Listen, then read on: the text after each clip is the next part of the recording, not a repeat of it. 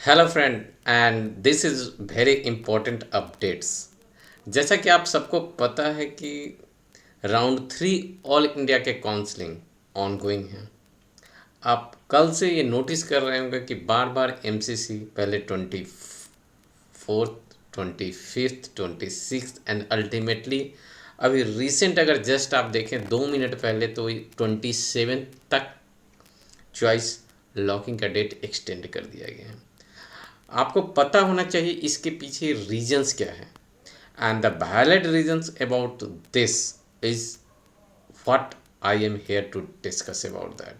Yes, that is supreme court में एक case right petition files हुआ है एंड जिसकी वजह से एंड बहुत सारे ऐसे न्यू एलिजिबल स्टूडेंट हैं जो कि चॉइस फिलिंग कर रहे हैं, उन्हें समझ नहीं आ रहा है कैसे रजिस्ट्रेशन किए, उन्हें समझ नहीं है पेमेंट्स हो रहे हैं नहीं हो रहे हैं, काफ़ी सारे दिक्कतें आ रही हैं। ये तो स्टूडेंट की तरफ से, एमसीसी के भी तरफ से जो पोर्टल्स बनाया गया है वो काफ़ी आप देख रहे हैं क्योंकि स्टडी काफ़ी सारे मैसेज क्वेरी आने शुरू होंगे कि सेविंग के ड्यूरेशंस में हैंग बहुत ज़्यादा हो रहा था, सिस्टम्स सेव नहीं हो पा रहा था, बार बार लॉग आउट हो जा रहा था, ये समस्या हो रही थी। जैसे आप अप्स एंड डाउन कर रहे थे, रीअरेंज कर रहे थे, चॉइस की प्रॉब्लम आ रही थी। बट यहाँ पे जो अभी मैं डिस्कशन करने वाला वो सब मुद्दे को छोड़कर मैं जो मेन मुद्दा है मैं उसको डिस्कस करने के लिए हूँ, दैट इज़ सुप्रीम कोर्ट में राइट पिटीशंस फाइल हुआ है। और ये राइट पिटीशन जो फाइल हुआ है उसके पीछे के लॉजिक्स क्या हैं, पिटीशंस नंबर्स क्या है, ये भी मैं आपके साथ डिस्कस करूँगा। जो राइट पिटीशन जो फाइल किया गया है ये कल के डेट में दैट इज 27 को सुप्रीम कोर्ट में लिस्टेड है फॉर द हियरिंग।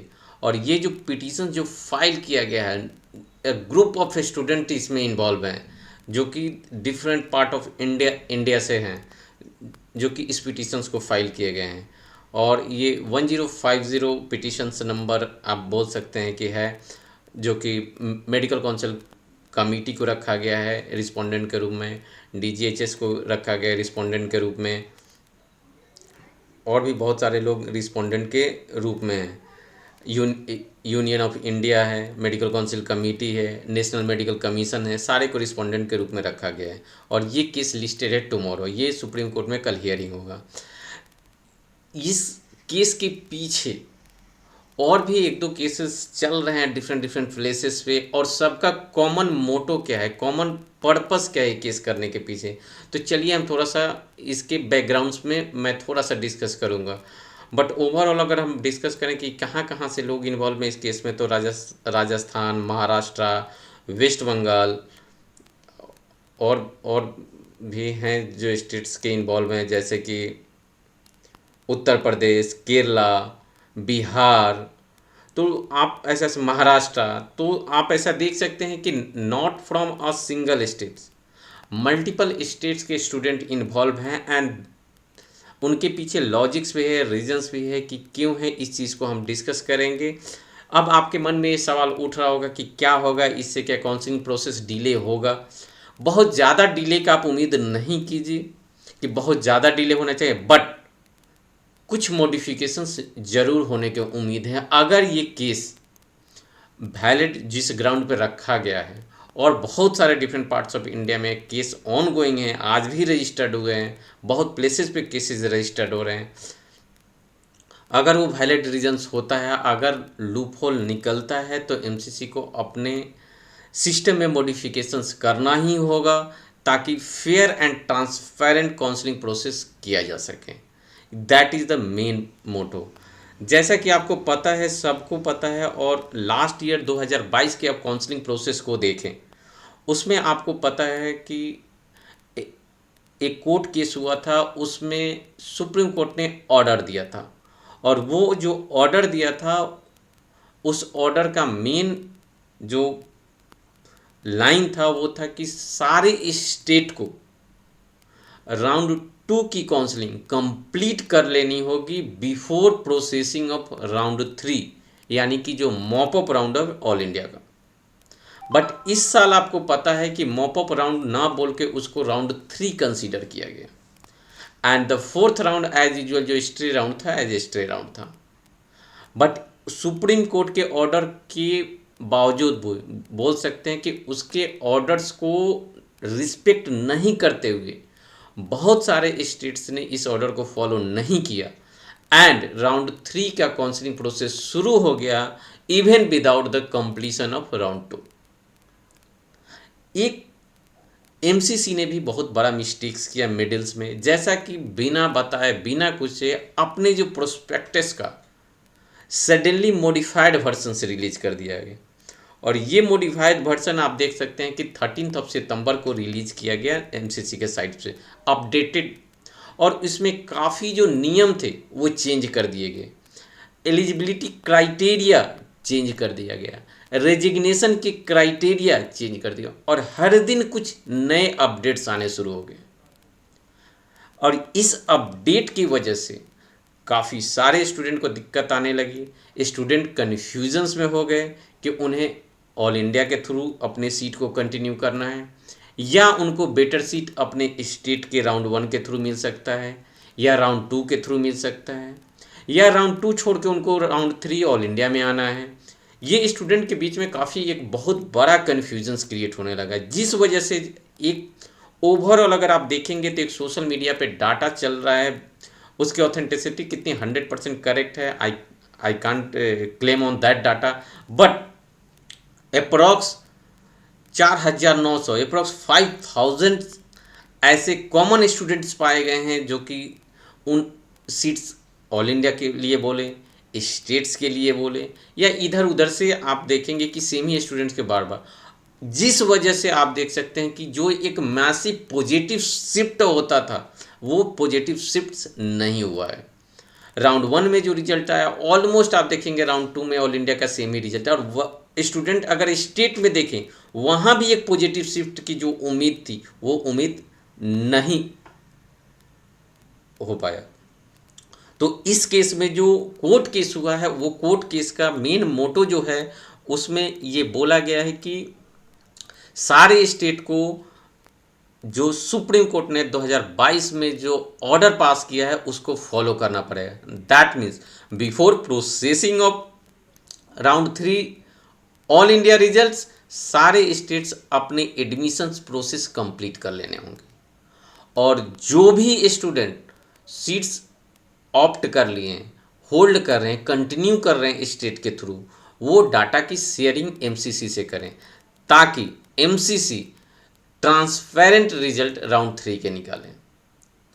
और सेकेंड अपील भी किया गया है कि अगर सपोज राउंड 1 में भी एमसीसी के आप प्रोस्पेक्टस में देखेंगे, राउंड 2 में भी देखेंगे, जो प्रोस्पेक्टस में रिलीज किया गया उसमें लिखा था कि स्टेट एंड एमसीसी आपस में अपने डाटा के शेयरिंग राउंड 1 में भी करेंगे, राउंड 2 में करेंगे, but filtration of data round 3 की बात की गई थी।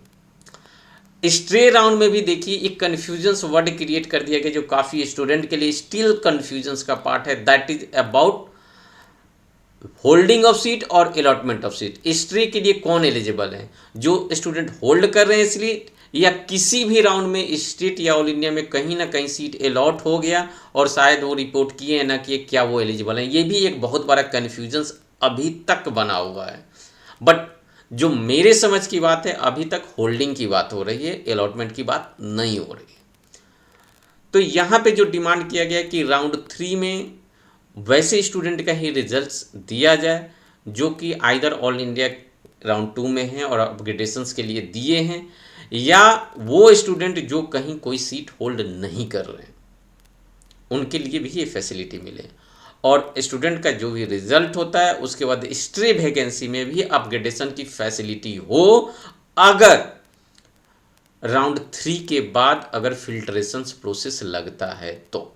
ये एक बहुत बड़ा डिमांड किया गया है, और जैसा कि आप देख सकते हैं इस डिमांड्स में कितना फुलफिल हो पाता है, जजेज इस पे क्या अपना डिसीजंस ले पाते हैं। जैसा कि आप देख सकते हैं ऑल ओवर इंडिया से इसकी डिमांड चल रही है। अगर ऐसा सच में होता है तो एक मेजर इम्पैक्ट होगा, और जो देखेंगे जो पॉजिटिव शिफ्टिंग की बात करें, ए ह्यूज पॉजिटिव शिफ्ट मिलेगा जिससे सबके लिए एक पॉजिटिव सिंबल जाएगा कि यस एमसीसी एक कॉम्पिटेंट अथॉरिटी की तरह वर्क कर रहा है जो कि काउंसलिंग प्रोसेस को ट्रांसपेरेंट कर सकता है। because there is a no clear cut guideline about the penalty, about the seat holding, और कब तक एक लास्ट डेट है रिजिग्नेशन का।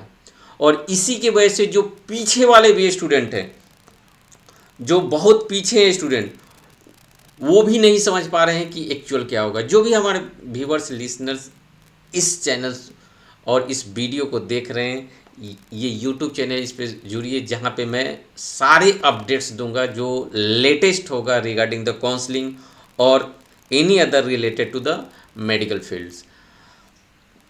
जो मेन मैटर है, इस मैटर का डिस्कशंस कल सुप्रीम कोर्ट में होने वाला है, और इसमें देखने वाली बात है कि क्या ये सबके लिए बेटरमेंट के तरफ बढ़ रहा है, या सुप्रीम कोर्ट इस पर कोई ऑर्डर्स ले ही नहीं रहा है, चूँकि काउंसलिंग प्रोसेस काफ़ी डिले हो चुकी है। देखने वाली बात है कि इसमें क्या हो रहा है, but it's will be better if MCC is going to give a facility of upgradations if there is no filtrations for those students who are already holding a seats in state counseling। अगर filtrations round 3 में होता है तो definitely उसके बाद की round है उसमें अपग्रेडेशंस की फैसिलिटी मिलनी चाहिए, जिससे एक फेयर आप कह सकते हैं काउंसलिंग प्रोसेस होगा। और डेफिनेटली जब एक बार फिल्ट्रेशंस लग जाएगा तो एक स्टूडेंट एक ही सीट को होल्ड कर सकता है। उस केस में आप कह सकते हैं कि there is no loss of seats, और ऑटोमेटिकली सीट जो वैकेंट होगा तो जो पीछे वाले रैंक है उनको भी सीट्स मिलेंगी। और गवर्नमेंट का भी जो पॉलिसी है 0% कट ऑफ करने का रिगार्डिंग कि एक भी सीट्स खाली न रह जाए, तो ऐसा अनुमान लग रहा है, देखने को मिल रहा है कि सीट्स खाली नहीं जाएगी।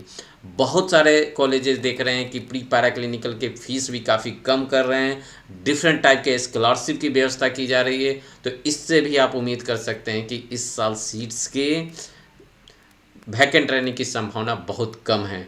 तो देखते हैं कि कल क्या होता है। सुप्रीम कोर्ट में जो केस लिस्टेड है और other different parts of India जो हाई कोर्ट्स में या different people are still planning to file a case, तो देखते हैं इन रिजल्ट क्या होता है। Hope for the best and be ready for worst if MCC is not following the true and transparent counseling process. Thank you so much for the watching. Kindly subscribe and please press your bell icon just to get the notification। अगर video को देख रहे हैं तो 1.5x पे देखिए ताकि कम time में आप सारे मैटर को देख पाएँ। Thank you so much.